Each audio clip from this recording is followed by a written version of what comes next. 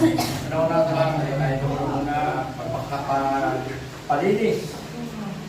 Kapag tayo ay laging nagkamali, sa bawat minuto, tayo ay magpalinis sa Panginoon.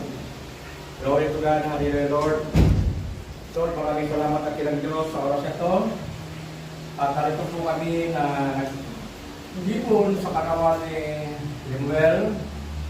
Pero sa lahat po, ayaw ni kami Panginoon na kumatawaran sa iyo.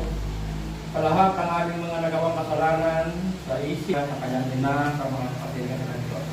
Lord, maraming salamat at kilang Diyos at sa Panginoon ng iyong banal na Espiritu ng kilang Diyos, Lord. Sa amin, at ikaw po ang aming gabay, ikaw ang aming sandigan ng kilang Diyos, ikaw ang aming ilaw sa lahat ng oras ng kilang Diyos. Lord, maraming salamat at kilang Diyos. Palayan ko ang batang ito ng kilang Diyos na matap niya ang tamang ganda sa kanyang buhay, Panginoon, at kanyang mga kaibigan ay turuan siya ng magandang asal sa kilang Diyos. Maraming salamat po, Panginoon, sa mga biyayang ito na nagmula sa iyo.